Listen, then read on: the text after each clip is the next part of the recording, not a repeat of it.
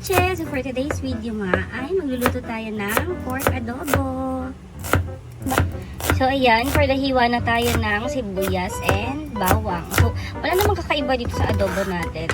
Ang pinili ko kasing cut dito is yung liempo para may taba, may laman. Kasi yung anak ko ayaw niya ng taba. Yung isa naman, yung asawa ko naman ayaw naman niya ng puro laman lang din. So para balance lang din, diba?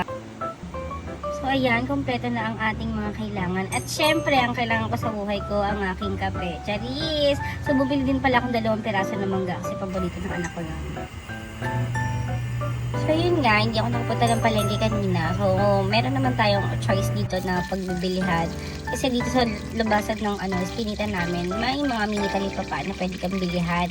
So pagka na-late ka ng punta ng palengke or tinatamad ka pupunta ng palengke, eh agahan mo din naman pupunta kay Ate Pe. Kasi pag dumating ka doon ng mga bandang tanghali na wala ka nang aabutan. So syempre sold out lahat yan kasi lahat naman ng bilihin makikita mo doon, may pork, may chicken, may fish, may beef, may shrimp, lahat nasa kanya na.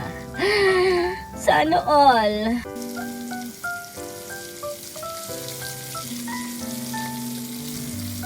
So hinahayaan ko na nga lang din talaga siya na ma-prito. So hindi naman kasi masyadong toasted kasi yung medyo brown lang naman kasi syempre adobo. So bakit naman pag masyadong crispy talaga.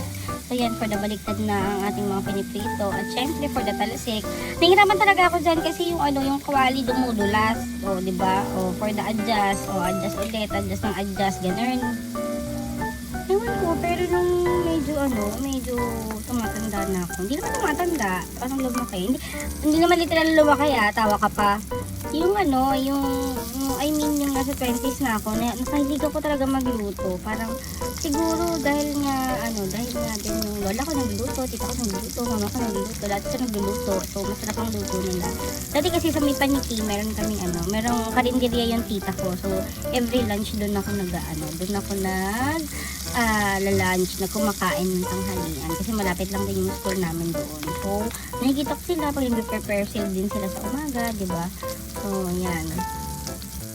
Tapos ayun, paborito kong niluluto nila, pakbet, tinakdakan, sisig, kilayin, dinuguan. So halo-halo kasi halo ng Ilocano Kapampangan kasi yun, halo nga ako. Kapampangan ng Ilocano nga. Yun nga.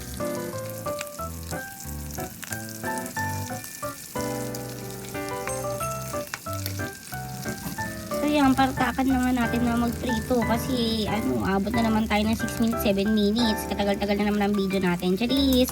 Hindi, para makapag-gisa na tayo. So yan, hinahango ko na nga dyan. And then mamaya pagkahango ko, bubuwasan ko ng mantika kasi magigisa na tayo ng bawang and sibuyas. So yun.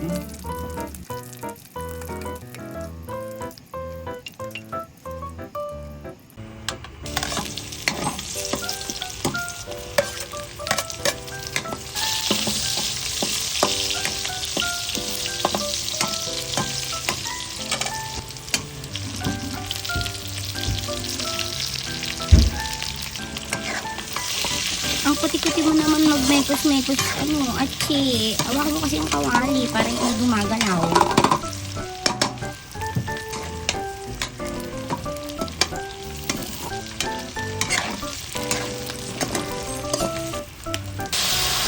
So yan, nilagay na nga kita. Nilagay ko na yung toyo. Toyo tsaka suka.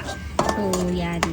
Medyo pakukuluin lang natin siya kasi magmantika hanggang medyo mag-dry na siya. And then, nagbabawa ko ng 2 itlog kanina na nagsaing ako sa rice cooker. Kasi hindi pa ako pwedeng kumain ng medyo fatty. So, ayan, for the itlog muna tayo. So, yan na, finished product natin, mga atse. Hindi ko lang talaga nilagyan ng sili kasi baka hindi makakain yung anak ko. And at the same time, hindi ako nagluto madami kasi alam mo na, di ba, tatatlo lang talaga kami sa bahay.